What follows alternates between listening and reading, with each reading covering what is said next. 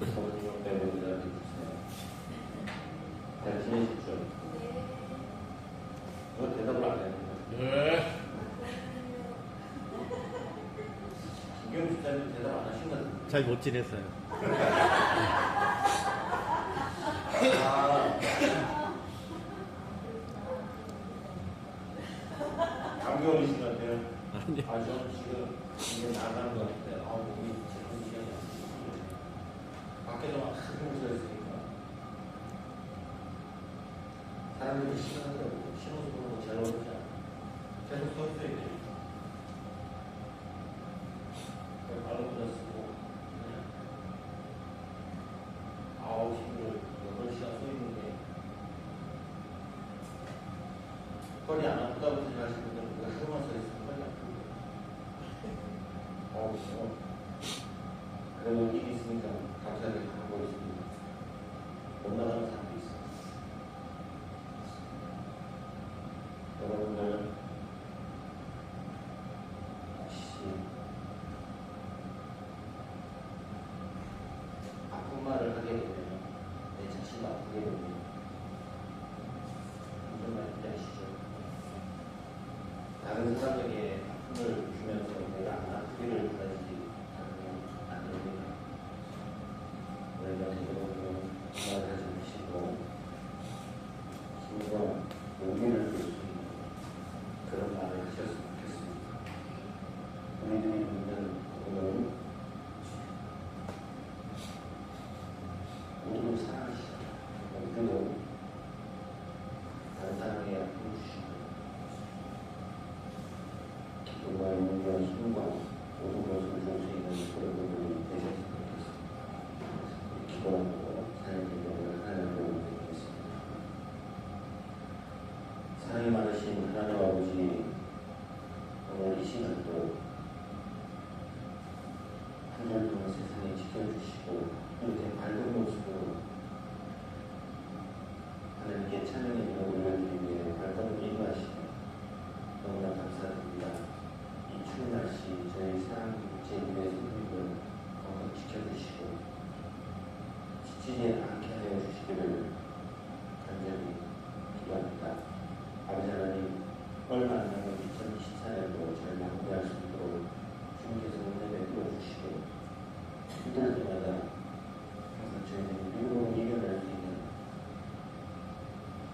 저희 사랑 제일교회 성도님들 될 수 있도록 하나님께서 늘 함께해 주시옵소서. 오늘도 찬양 올려드릴 때 아버지 하나님께서 기뻐 받아 주실 줄 믿사오니 사랑이 많으신 예수 그리스도 이름으로 감사하는 간절히 기도드립니다. 찬양 하나님 올려드리도록 하겠습니다.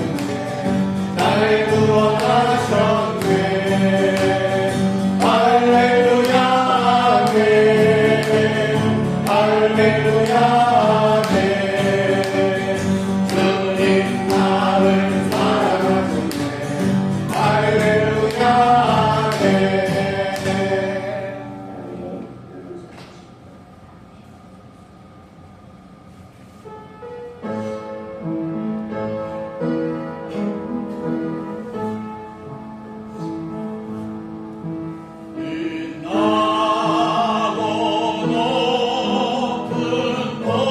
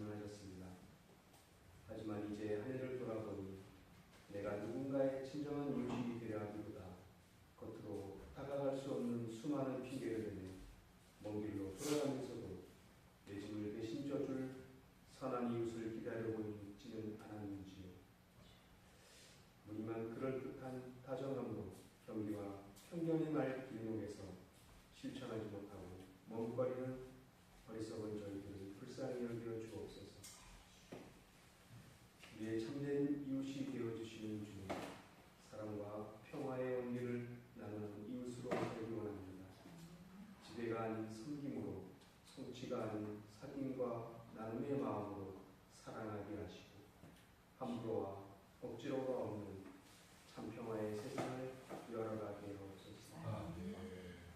그 열매로 나무를 안다고 말씀하시는 주님, 좋은 나무에서 좋은 열매가 있고 나쁜 나무에서 나쁜 열매를 내는 참 간단한 진리의 말씀을 기억하며 우리의 부끄러운 신앙을 돌이키기 원합니다. 예수님은 모든 것을 받아 안으셔서 치유하시는 분이심을 믿습니다.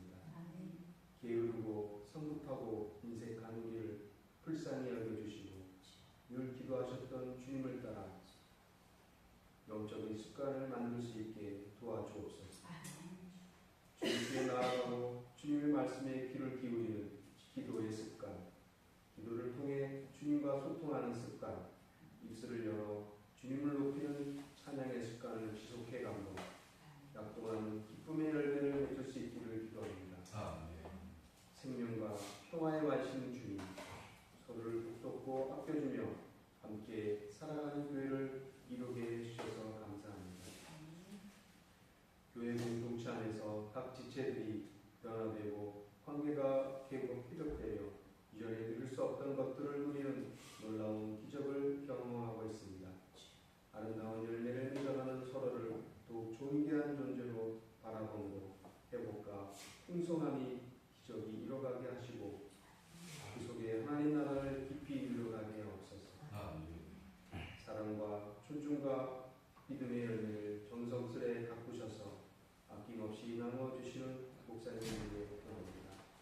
나무 하나하나를 깊이 아시고 필요한 말씀으로 먹이시는 사람이 성장하여 열매를 맺기까지 돌봐주시는 섬김에 은혜를 더하여 주시고 그 사랑과 원심이 헛되지 않도록 서로의 열매를 함께 보고 맛보고 나누며 기쁨과 감사가 충만하게 흐르게 하옵소서. 약한 자의 하나님, 전쟁과 질병과 가난으로 아파하며 하나님 주신 생명을 온전히 누리지 못하는 사람들의 눈과 귀를 열어주셔서 구원의 주님을 바라볼 수 있게 하여 주옵소서. 때를 따라 비를 내리시고 맑은 하늘을 허락하시는 하나님, 오늘의 예배를 통해 꼭 필요한 말씀과 은혜를 허락하여 주옵소서.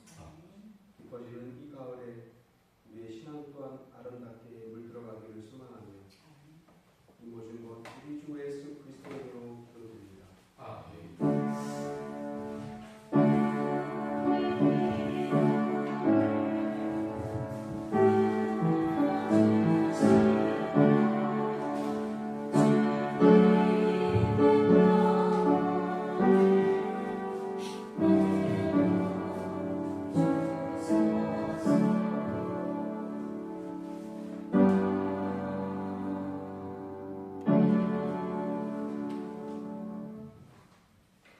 긴장을 하셨습니까? 아직 안 하셨죠? 워낙 비싸다고 해서 평창에 아마 김장 축제가 있을 것 같아요. 저희가 지금 저 같이 봉사하고 있는 범죄 피해자 지원센터라고 있는데 살인 사건이 나면 피해가 입은 그 가족을 돌보는 단체예요. 법무부에서 정해진 건데 초창기에 제가 만들었을 때부터 제가 같이 있었는데 강릉에서 그 처음 만든 사람이 같이 했던 사람이 현재 법무부 장관 심우정 검사였었어요. 강릉에서 내려와 있을 때 지금 1년에 한 번씩 그 김장을 해가지고 한 30군데 피해자 지원을 해주고 있는데 이번에 화요일 날에는 평창 김장 축제에 가가지고 김장을 해가지고 아마 나눠줄 것 같아요. 전에는 강릉에서 이렇게 모여가지고 적십자하고 그 새마을 이렇게 해가지고 같이 좀 했었는데 해남마다 이렇게 배추가 맛이 없어요. 김장을 해도 맛이 없고 보내는 것이 조금 그랬는데 올해는 아예 평창 그 김장 축제에 가서 하는 걸로 해서 저도 화요일날 일찌감치 가야 되지 않나 생각합니다. 이번 주 금요일 날에는 이번 주 말고 다음 주 23일 날 삼척에서 의료봉사가 있는데 의료봉사를 하기 전에 이번 주 금요일 날 저희 교회에서 그 날씨 하는 배낭에서 기도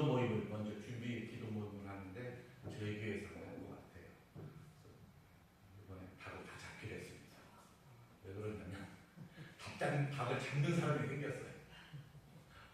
닭 잡는 사람이 없어가지고 이때까지 못 하고 있었는데, 선생님 제가 잡을게요. 그걸 바로 딱 잡자고.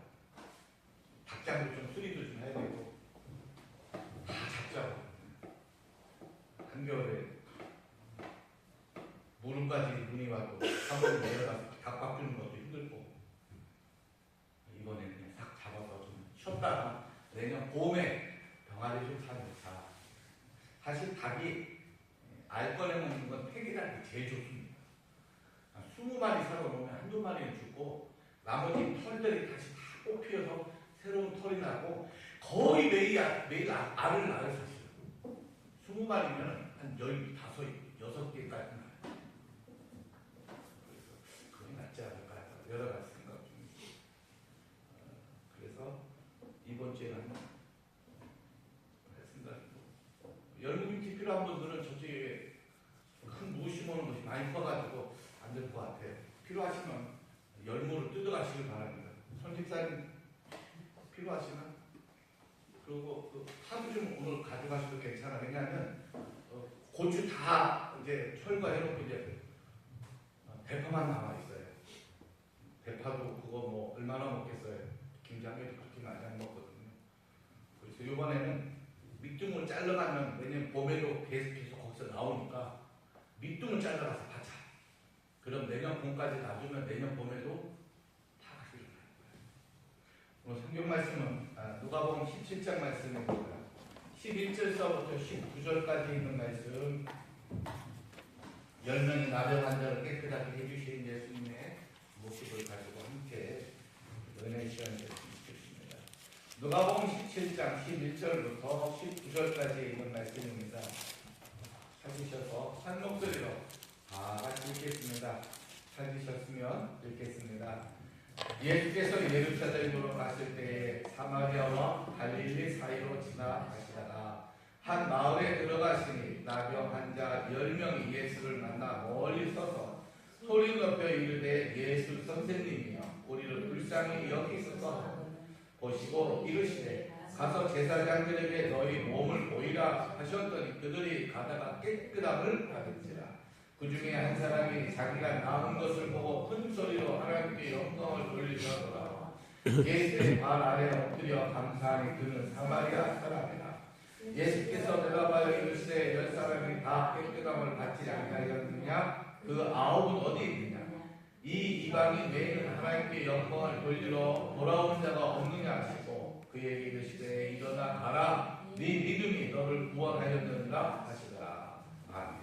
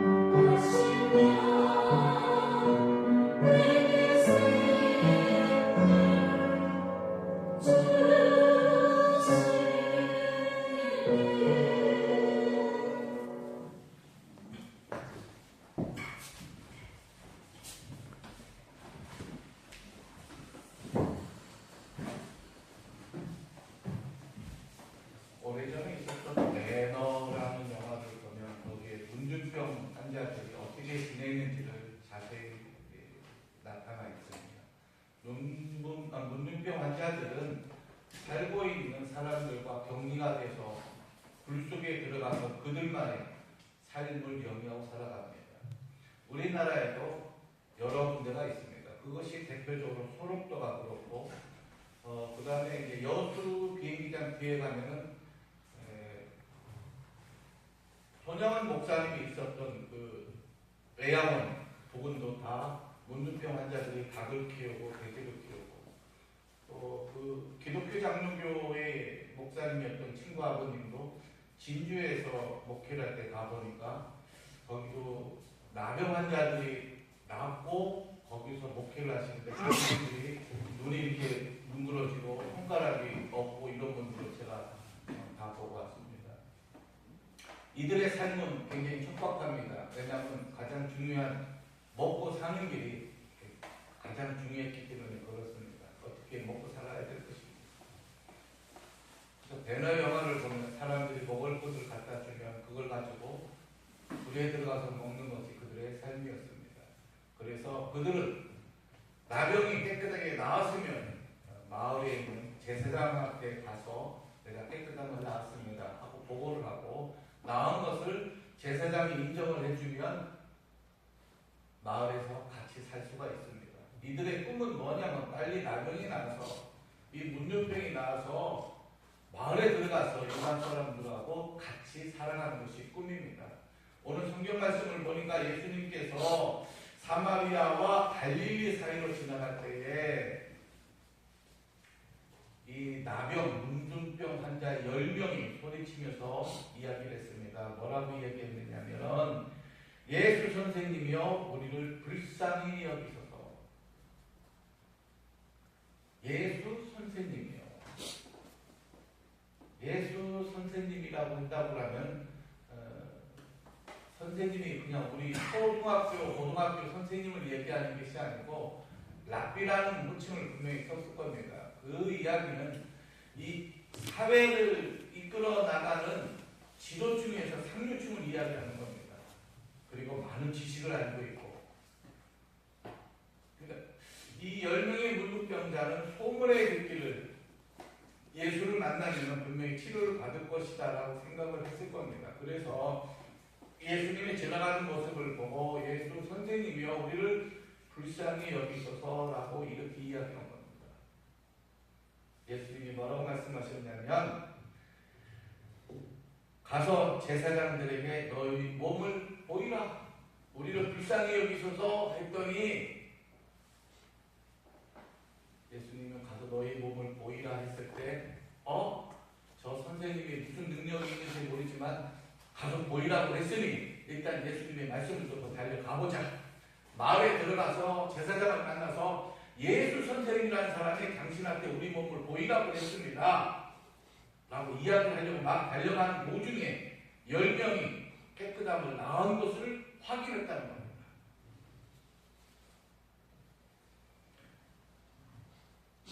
그래서 14절을 보면 그들이 가다가 깨끗함을 받으리라. 그들이 10명의 나병 환자들이, 한 명이 아니고 10명이 다 성 안에 있는 제사장에게 몸을 보이러 가다가 깨끗하게 나은 것을 확인했습니다. 중요한 겁니다. 왜? 내 몸이 나았으니 나도 이제 마을 사람과 같이 살아야 되겠구나 하는 확신이 들어서 빨리 제사장을 만나서 내가 나병이 깨끗하게 나았습니다 라고 보여드리는 것이 그들에게 가장 중요했던 겁니다. 이것보다 더 중요한 게 뭐가 있습니까? 근데 그 중에 한 사람이 예수님 밑에 돌아와서 이야기를 했습니다. 선생님, 하나님께 영광을 돌리러 돌아왔습니다. 너무나 감사합니다. 성경엔 뭐라고 이야기하냐면 이 사람은 사마리아 사람이라. 그럼 사마리아 사람이라고 꼭 호칭을 했습니다. 나머지 9명이 다 사마리아 사람인지 유대인인지 알 수가 없습니다. 그러나 돌아온 사람이 사마리아의 사람이라고 콕 집어 이야기한 것을 보면 10명 중에 1명이 사마리아 사람인데 그 한 사람이 예수님 앞에 감사하다고 돌아왔다는 사실입니다. 예수님이 이야기하죠. 10명이 깨끗함을 나왔는데 왜 9명이 나한테 왜 감사하러 오지 않느냐? 왜 너만 왔느냐? 라고 이렇게 이야기합니다. 가만히 살펴보면 내가 10명을 다 낫게 해줬는데 왜 너만 감사하냐? 9명은 어디 갔어? 짜증나게. 왜 고마운 줄을 몰라 사람이. 이렇게 이야기하고 있는 부분입니다. 그러면서 하는 말이 일어나 가라. 내 믿음이 너를 구원하였느니라. 육신의 치료뿐만 아니라 이 사마리아 사람은 영혼까지 구원받는 기회를 감사함으로 얻게 된 겁니다. 이거 우리가 잘 알고 있는 내용이고 우리는 감사한 이 사마리아 사람처럼 살아야 된다라고 많이 배웠고 저도 설교를 많이 했습니다. 그러면서 제가 성경책을 보면서 많이 중점을 두고 있는 것은 과연 이 성경에 나타난 예수님과의 관계 속에서 예수님은 어떠한 생각을 갖고 이들을 치료해 줬을까? 과연 이 9명이 감사함을 모를 줄 알고 있었을까? 몰랐을까? 생각해 보면 예수님은 이 9명이 감사하지 않을 것도 알지만 감사할 줄 아는 이 사람을 표출시키기 위해서 9가지 치료해 주신 예수님의 마음을 좀 발견했다고 생각을 합니다. 그래서 우리가 예수님을 닮아가려면 10명의 사람을 헌신하고 돕다 할지라도 9명이 감사하지 않다 할지라도 한 사람이 감사할 줄 안다 그러면 감사할 줄 모르는 9명도 깨끗하게 그들을 도와주고 9명의 감사함을 통하여 이 10분의 1에 해당되는 이 사람을 통하여 우리가 하나님의 영광 돌리는 게 맞지 않느냐 하는 것이 제 생각이었습니다. 우리가 본받아야 될 점은 그 점이었습니다. 그러나 예수님의 입장에서 생각해 보는 것보다 우리의 항상 초점은 사마리아 사람에게 달려 있었습니다. 사마리아 사람처럼 우리도 감사하는 지혜자. 이 사마리아 사람이 10명의 똑같이 치료함을 받았을 때 이 사람은 왜 갑자기 되돌아와서 감사했을까라는 생각입니다. 왜 그랬을까? 저는 이 사람은 평소에도 감사할 줄 아는 인격을 갖고 있지 않았을까? 감사할 줄 아는 인격. 평소에 감사할 줄 모르는 사람은 아무리 나한테 큰 은혜를 베풀었다 할지라도 감사하다고 생각 안 씁니다. 불평, 불만으로 살았던 사람은 아무리 나에게 큰 은혜를 줘도 감사할 줄 모릅니다. 그러나 감사할 줄 아는 사람들은 아주 작은 것도 나에게 은혜를 주면 이거에 대해서 너무나 감사하게 표현할 때가 많습니다. 특히 농사를 제가 접으면서 느끼는 게 뭐냐면 씨를 뿌려놓으면 말입니다. 싹이 나요. 싹이 날 때마다 느끼는 게 뭐냐면 참 하나님 감사하다. 참 감사하다. 왜 감사합니까? 난 씨만 뿌렸는데 물도 하나님이 주시고 햇빛도 하나님이 주셔서 싹을 나게 해주신 하나님의 은혜에 너무 감사할 때가 많아요. 이것을 내가 왜 감사해야 되느냐? 내 삶이 감사할 수밖에 없는 삶이라는 것을 정말 감사했습니다. 큰애가 이제 대학원 마지막 학기가 됐어요. 이제 수료만 하면은 이제 연구생으로 해서 계속 논문만 쓸 거고, 작은애도 빈몸으로 올라가가지고 뭐 유튜브 한다고 껍적거리더니 지 먹고 살 길은 찾아가고 있더라고요. 어느 순간에 그렇게 애들을 두고 아이를 생각을 하다가 문득 깨닫는 게 뭐냐면 참 힘들고 어려웠던 목회 생활 속에 하나님 참 감사하게 애들을 잘 키워주셨구나. 그때 결론이 뭐냐? 내가 키운 것이 아니라 하나님이 키워주셔서 이렇게 만들어주셨구나 하는 확신이 딱 들면서 이제는 나는 어떻게 하면 더 주님 앞에 올바른 목회자로서 더 헌신할 수 있는 목회자가 될까? 라고 고민하게 됐습니다. 이것을 깨닫기 전까지는 내가 뭐 60이 되면 좀 쉬자. 60이 되면 나도 노인네 편에 들어가는데 일을 좀 줄여가면서 일을 하자라고 생각했는데 막상 이것을 깨닫고 나서 내 자녀들을 하나님 다 키워주셨구나는 것을 깨닫고 난 다음부터는 일이 더 늘어나기 시작했어요. 그러면서 이걸 다 감당을 하자. 이 감당할 수 있는 일들을 하나님 주셨으니까 다 감당하면서 목회자의 모습을 보여주고 그리스도인의 삶의 모습을 보여줄 때 그들이 감동하는 삶을 가질 수 있는 행동을 하자는 거였어요. 감동은 누가 중요하냐면 성령이 감동해야 되는 것이 맞습니다.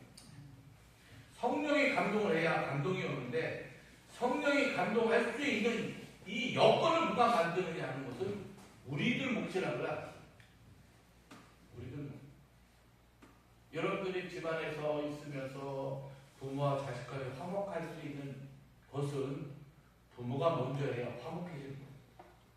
아무리 자녀가 화목하게 하려고 오도방정을 떨면서 이쁜 짓을 해도 부모가 마음을 딱 다쳐버리면 절대 되지 않습니다.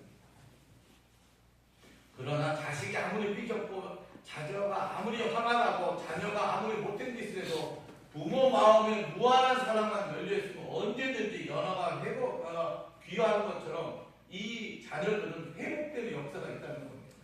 그것이 진리고 그래서 하나님은 독생자 예수 그리스도를 이 세상에 보내서 우리 같은 죄인들을 구원시켜 주고자 하는 것이 하나님 아버지의 뜻이라 했던 것입니다. 아마 이 사마리아 사람 한 사람만 감사했던 것은 자기가 문둥병에 걸렸다 할지라도 그래도 내 목숨을 연장시켜 주신 하나님 언젠가는 낫게 해주시겠지라는 희망과 감사함 속에서 살다 보니까 10명의 제사장하고 열심히 달려가면서 자기 몸이 깨끗하게 다 치료된 것을 발견한 사마리아 사람은 감사하다. 이걸 저 예수 선생님 때문에 된 거구나 라고 다시 돌아올 수 있었던 것을 그의 바른 인격, 바른 삶, 감사할 수 있는 삶이 되었기 때문에 예수님 앞에 엎드려 감사할 수 있지 않았을까. 그럼 9명이라는 사람이 감사할 줄 몰라니까 그들은 정말 나쁜 사람이다? 나쁜 사람 아닙니다. 누구나 다 그렇게 살아요. 그렇지 않습니까? 누구나 다 그렇게 살아요. 누구나 9명은 어떤 생각을 가졌겠습니까? 얼른 내가 제사장한테 몸을 보여서 내 형제들, 내 친척들, 내 가족들에게 나도 이제 문둥병이 깨끗하게 나아서 너희들과 같이 살 수 있어 라는 생각을 왜 안 했겠습니까? 당연히 그 생각을 하니까 제사장 앞에 먼저 막 달려갔던 겁니다. 이것이 잘못된 게 아닙니다. 그러나 감사할 줄 알았던 이 사마리아 나병 환자하고 아브명하고는 차이점이 있었습니다. 그건 뭐냐? 영적 구원까지 이 사마리아 사람은 받았다는 것입니다. 무엇으로? 감사합니다라는 이 한마디 때문에. 현대인에게는 왜 감사할 줄 모르는 줄 아십니까? 너무나 경쟁하다 보니까 감사할 생각할 틈이 없습니다. 경쟁. 지금 너무나 경쟁 사회가 되어버렸지 않습니까? 과학과 문명이 발달하면서 사실은 너무 편리해졌습니다. 너무 편리해졌습니다. 안집사님 군대 얘기하면 끝이 없죠. 옛날에 왕년에 군대 얘기하는 말입니다. 요즘 군대 할 때는 고생도 안 해요. 군인들이 인권이 어디 있어요? 군인은 군인입니다. 그냥 인간 병기. 전쟁만 터지면 언제든지 가서 사람을 쏴 죽일 수 있는 그런 병기라고 이야기합니다. 요즘은 그런 얘기하는 말이에요. 큰일 나요.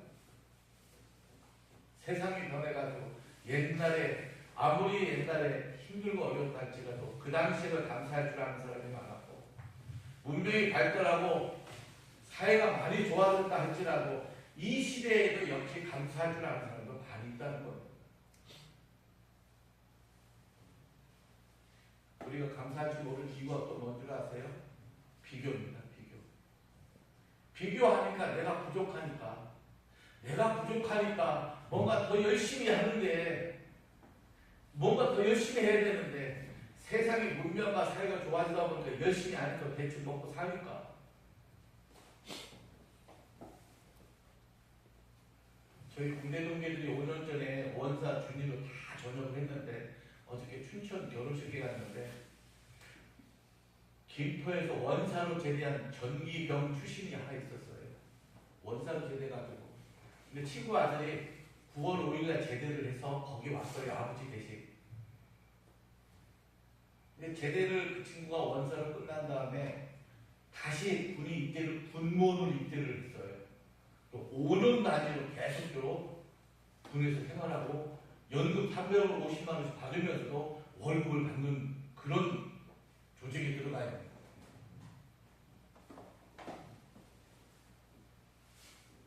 친구 아들이 제대하고 나서 하는 얘기 핵심이 뭐냐? 너 다시 군대 가. 하상으로 지원해도 돼. 군대가 얼마나 좋아졌냐? 나 연금 350만 원씩 받고 나 70대까지도 일할 수 있는 보장이 되어 있어. 그 얘기 들으니까 맞아요. 요즘 뭐 연금 350만 원씩 받고 한 300만 원 가까이 월급 받는다고 하면 굉장히 고소득이거든요. 고소득이잖아요. 앉을 땐 군대 갈 마음이 다시 생기지 않습니까? 저도 생깁니다. 그 얘기 들으니까. 근데 이 9월 5일날 제대한 친구 아들이 뭐라고 하냐면 계속 그 얘기 들으니까 이제 짜증이 난 거예요. 네 하고 건성으로 듣기 시작합니다. 근데 주변에 있는 친구들도 그만했으면 좋겠는데 얘가 이제는 침을 튀겨가면서 이야기합니다. 대한민국 국력을 위하고 대한민국의 군인을 위한다고 하면 이 나라의 60대 이상 80대 노인들이 다시 총을 들고 이 병영 체험을 하면서 나라를 지키겠다는 걸 보면 너희들은 그렇게 하면 안 돼! 꼰대 같은 이야기 그냥 1시간 동안 밥을 먹으면서 이야기하는데 도저히 안 되겠더라고요. 나 간다. 그러니까 그 틈을 타가지고 가는 거야? 나도 가야 되나? 쭉 일어나고 있어요. 군대가 가장 힘든 게 뭡니까? 특전사가 힘들고 해병대가 힘들고 무슨 부대가 힘든 게 아니고 딱 하나예요. 통제를 받는다는 게 힘든 거예요. 그걸 보상으로 돈으로 받는데 통제 속에서 돈으로 받는 것이 일반 사회보다도 못하니까 그러는 거죠. 186만 원을 받기 위해서 장직 쓰고 한 달 동안 내내 일해야 돼요. PC방 알바하면 얼마 받아요? 그 똑같이 일을 하면 300만 원도 넘게 받아요, 사실은. 그러니까 젊은 아이들이 나오는 거예요. 호주에서는 장교들이 호주 그 군인으로 들어오면 시민권을 가족들 다 주겠다는 거예요, 지금. 월급 몇 배? 3배로 주는 거예요. 1,000만 원 가까이 줘요.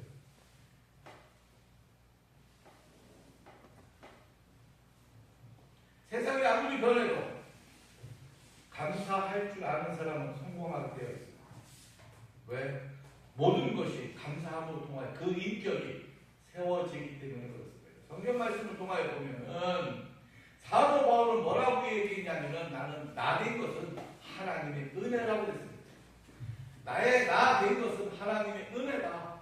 이야기를 다시 한번 설명을 하게 되면 내가 이렇게 된 것이 모든 것이 하나님의 은혜 속에서 감사하면서 살았기 때문에 지금 내 모습이 이렇습니다.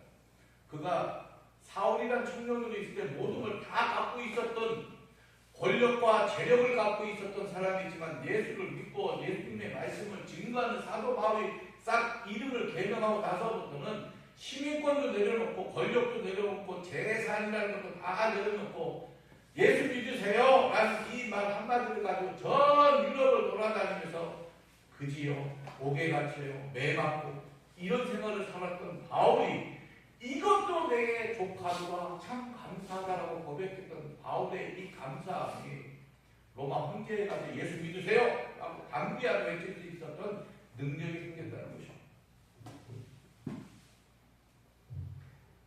다윗이 어떻습니까? 다윗은 골리앗을 죽인다며 사울이 죽인 자는 천천히요 다윗이 죽인 자는 만만히요 라는 노래를 들으면서 사울왕의 미움을 받아가지고 쭉 뛰어다니면서 했던 말이 무엇이냐면은 주 여호와여 나는 누구이오며 내 집은 무엇이기에 너를 여기까지 가지 이득이 하셨나이까. 나는 누구이고 내 집은 어디 있습니까? 그러나 하나님의 은혜로 여기까지 내가 지낼 수 있었던 것이 하나님의 은혜입니다. 감사합니다라고 고백했던 이 다윗은 결국은 왕으로, 2대 왕으로 그를 만들게 됩니다. 여러분들, 하나님의 은혜라고밖에 얘기할 수 없는 삶은 감사하면서 이루어지는 것입니다. 감사함이 내 인격도 변화시켜주고 내 삶도 변화시켜준다고 하면 감사할 수밖에 없다는 겁니다. 가장 중요한 감사함의 원론적인 것은 예수님이 나의 죄를 위하여 십자가에 돌아가셨기 때문에 부활하신 그 예수를 믿음으로 말미암아 내가 구원받은 자로서의 감사한 삶은 기본 당연한 것입니다. 그 당연한 기본적인 구원관을 가진 우리가 감사하며 살 때에 감사함으로 눈으로 세상을 바라보고 내 삶을 비춰보니까 자연 속에서 내 삶 속에서 모든 것이 감사하다는 것의 결국은 종착적으로 결론이 나는 것입니다. 감사하지 않습니까? 정말 감사합니다. 우리가 이렇게 예배드리는 것도 감사하지 않습니까? 건강하게 자식들 알아보게 잘 큰 것만으로 감사하고 만났던 얼굴으로 또 만나서 감사하고 사도 바울은 나는 심었고 아볼로는 물을 주었으며 자라나게 하시는 분은 하나님이시다. 이 말뜻을 이 보면 역할 분담이 분명하게 있다는 것입니다. 내 역할이 있고 여러분들의 역할이 있고 하나님의 역할이 있다는 겁니다. 저는 말씀을 이렇게 선포하지만 여러분들을 듣고 여러분들의 삶의 모습 속에서 그리스도인의 삶으로 잘 살아주면 그 삶의 모습 속에서 하나님의 은혜가 넘치도록 부어진다는 사실을 우리가 너무나 잘 알고 있습니다. 결국은 제가 말씀을 두고 선포하고 또한 말씀에 선포한 것을 모델이 되기 위해서 나도 삶의 현장에서 헌신한 삶을 여러분들한테 보여줄 때 우리 목사님도 말로만 하는 게 아니고 저렇게까지 헌신하고 있구나. 나는 내 삶에서 주님 앞에 헌신할 게 무엇이 있었고 그리고 내 삶에서 그리스도인으로서의 찾아가는 헌신의 삶을 발견했을 때 하나님의 은혜는 열매를 맺게 해준다는 사실입니다. 직장생활이 잘 됩니까? 힘듭니까? 어렵습니까? 그래도 그 상황 속에서도 하나님 우리를 지속적으로 감사하게 만들어서 여러분들이 감사하게 삶의 훈련을 통한다고 하면 여러분들은 변화가 있습니다. 왜 훈련해야 됩니까? 훈련은 다른 거 아닙니다. 반복된 것을 계속적으로 하는 것이 훈련입니다. 부부 사이에 사랑의 사람 나이 먹고 뭔 그런 소리를 해. 나이가 늦겠대. 그래도 듣는 게 기분 좋아요. 그렇지 않습니까? 말하는 사람도 기분 좋고 듣는 사람도 기분 좋은데 한 30년 살다 보면은 나에게 그렇게 몇 년을 살았는데 그런 걸 아직도 갖고 있어. 그렇게 퇴색해버려. 그래도 한번 해보세요. 해보면 뭔가 또 새로워지고 뭔가 새로운 에너지가 솟는 것 같다니까. 왜? 우리가 결혼했던 이유는 사랑합니다라는 소리 때문에 마음에 감동이 돼서 결혼했는데 첫사랑을 잊어버린 게 아니고 첫사랑을 갖고 있는데 이 귓구멍에 그 소리를 안 들으니까 퇴색해져 가고 있거든요. 우리 그리스도인들도 마찬가지입니다. 하나님 참 감사합니다. 이것이 하나님의 은혜를 내가 체험하고 하나님의 은혜의 목소리를 들었을 때 감사합니다라고 소리를 내질렀을 때 하나님이 그래 내가 너에게 준 은혜들을 알고 있구나. 그래서 감사하게 나한테 그 이야기를 하는구나. 그래야 또 주고 싶은 것이 감사합니다라는 신앙의 고백. 이것이 바로 열매를 맺는 길이라는 것입니다.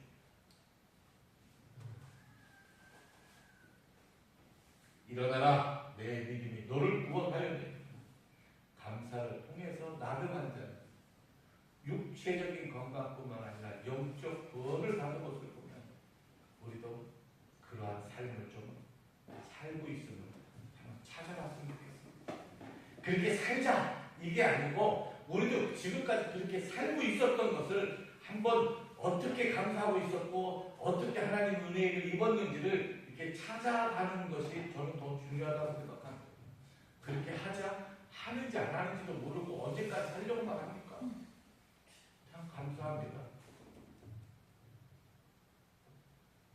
올여름이 얼마나 더웠습니까? 2달 동안 떼학병만 있을 때 들깨가 이렇게 자라면서 씨가 막 맺힐 때에 떼학빛이 오니까 위에서부터 마르기 시작하더니 밑에는 참깨가 터지기 시작하더라.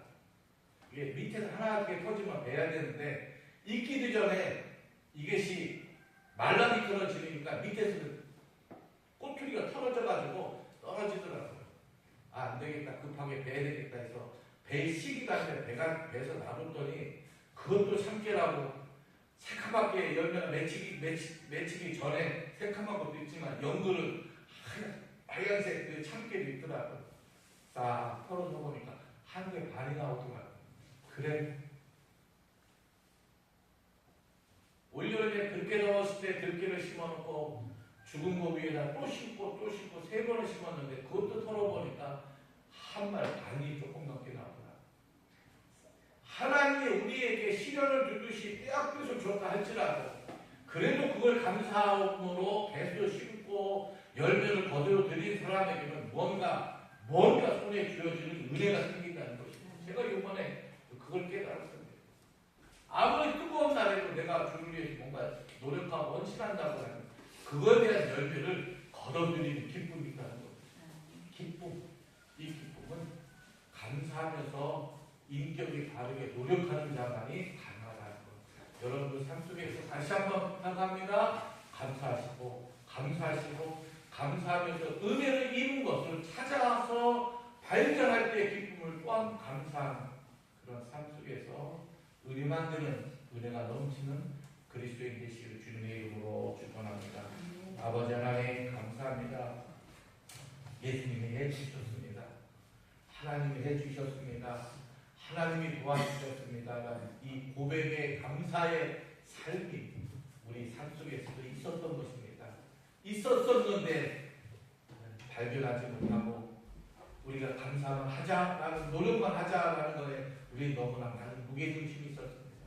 그러나 내게 은혜 주시고 감사하게 만드신 성령의 역사가 오늘 하루도 우리들 삶 속에서 주관하여 주셨으니 더 많은 감사와 더 많은 은혜 속에서 그리스도인의 삶의 모습이 세상에 빛과 소금의 역할로 잘 감당할 수 있도록 복되게 축복하여 주시옵소서.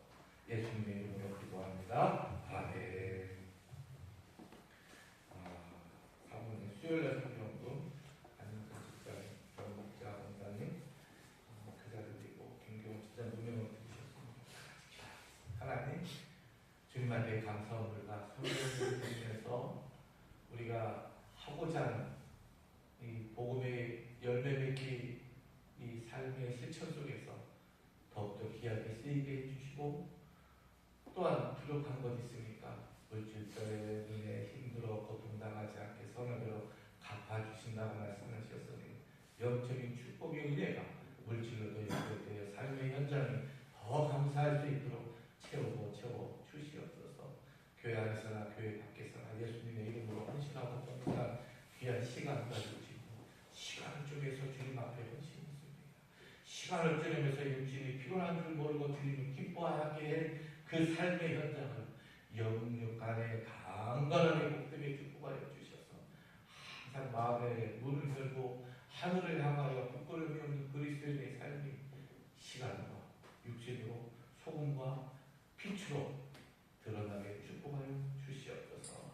지금은 우리 주 예수 그리스도님 아버지 하나님의 크고 극정하신 성령님 감화 감동 내주 역사 교통을 충만하시고 머리 숙여 하나님 앞에 감사를 드린 귀한 하나님의 백성들 머리 위에 지금부터 영원토록 함께 하시길 간절히 축원하옵나이다.